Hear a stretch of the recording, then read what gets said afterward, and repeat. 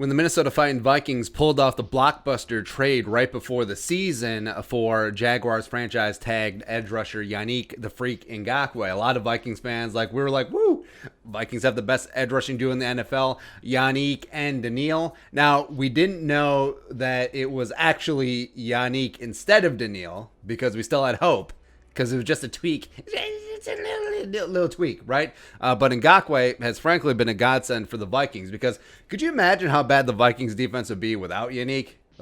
You don't have to imagine too hard because even with him, the defense has been kind of bad. But he is the Vikings pass rush this year. He is the only one just really getting after it. He has 10 pressures and 4 sacks, including 2 strip sacks back-to-back games, weeks 2 and week 3, as well as, which is something they led the league in 2017 with 6. So strip sacks, game-changing plays. He does just have a knack for batting the ball right when the quarterback is winding up. And also, he's the only Vikings defensive lineman with a sack besides DJ Wanham's unblocked one versus Houston. So, yes, we love Fadio Demo. Yes, he is leading the team in pressures with 12, but he just isn't quite getting home the way that Yannick is. And also, it's not like Yannick is getting singled up, right? So he's consistently being double teamed. One of the big reasons why he had kind of a down-ish for him 2018-2019 in Jacksonville, final 2 years there after a breakout 2017 Pro Bowl season, because teams were giving him a lot of attention, a lot of chips, a lot of double teams. That's why Calais Campbell had himself a really nice couple of seasons down in Duval. But now, Yannick is doing this when there isn't really necessarily another threat, especially on the defensive interior, that offenses are worried about. So it makes it even more impressive. And even though the Vikings have the 30th ranked pass rush in the league, Yannick is not the problem. Everyone else does need to step up their game. Vikings need to coach better. They need to game plan better, and players just need to get after it better. I mean, that's the bottom line. And Yannick the Freak, he's on pace for 16 sacks this season, which would be the third best single season for a Vikings edge rusher. 2011, of course, Jared Allen had his 22. 1989, Chris Dolman had 21. Now, Keith Millard would be third, but of course, we're talking about edge rushers. Millard was a defensive interior guy. As far as comparison-wise, Everson's peak was 13 in 2017. Danielle has, of course, racked up 14 and a half in back-to-back seasons, 2018, 2019. Probably not going to match that this year, but, keep up alive. So Yannick, he has proven his value. He gets after the passer. Not really about that run defense game, but we all knew that coming in. That's what we signed up for. Also, I'm sort of sanguine about if you're an edge rusher who's bad against the run, it's sort of like a wide receiver who's bad at run blocking. Is a part of your job? Sure. Would you like them to be good at it? Sure. Is it the number one reason why you're paying them? Is that their number one job? Not really. I mean, defensive ends who can stop the run are sort of a dime a dozen, just like you could find Treadwells and Devin Aromashadoos and other wide receivers who are good at run blocking, just like at that same 7-Eleven that Zimmer can find cover 2 cornerbacks, right? So, and also, Yannick, he wanted to be here, or he just really wanted out of Jacksonville. So much so that he took a $5.8 million pay cut, reducing his $17.8 million franchise tag down to $12 million to make it work with the cap. Hashtag cap is myth.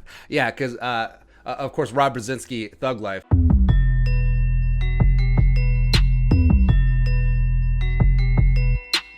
He gets all the credit for being a cap genius, capologist. Don't get me wrong. He absolutely deserves every single ounce of credit. But also sometimes, sometimes guys just take $6 million less, and it works out. It's $6 million less here for Yannick, $6 million less than the Jets were offering for Kirk Cousins.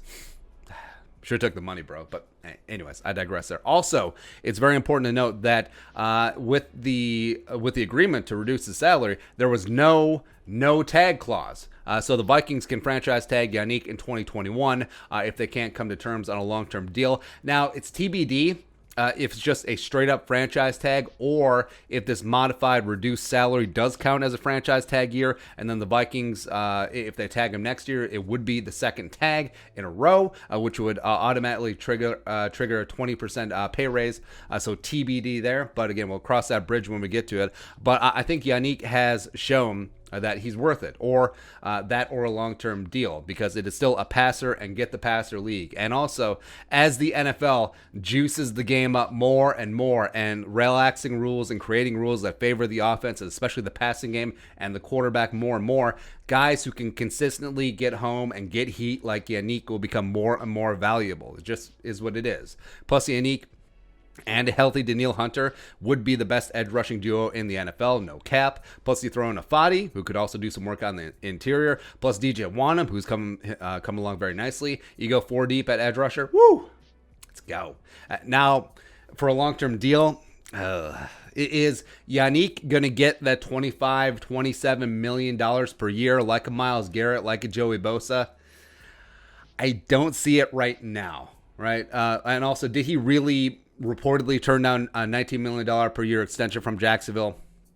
I kind of highly doubt that, but and if you give Yannick $20 million bucks per year, what do you do about Danielle, who's still making 14.4 and been a big team player, team first guy, took a little bit less than the market? Like how do you square that, right? How do you make that equitable? So there's a lot of questions and still a lot of season to go, because you have the remaining 12 regular season games plus the playoffs.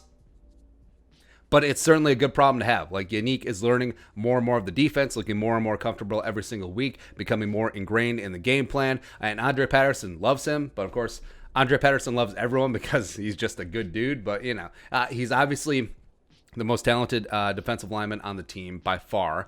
And he's extremely young, and he just gets after it. But either way, Yannick is carrying the team's pass rush as of right now, and he will have to for the rest of the year as his Vikings defense claws its way back into relevance. And if the Vikings are going to make a run, got to get it done, especially Sunday night. Just one big-time play, just one Russ strip sack, maybe take it back for 6. I don't know, just like a Fadi did on the Danielle Hunter strip sack of Phillip Rivers against the Chargers last year. I don't know. Maybe that changes the game. Would be great to see. But either way, keep the freak in Minnesota. Let's go. All right, so your thoughts. Yannick Ngakoue, keep him long term. Let us know in the comment section below. Subscribe for daily Vikings takes. Want to support that work? Pull some of the Venmo. But until next time, Skull, production value.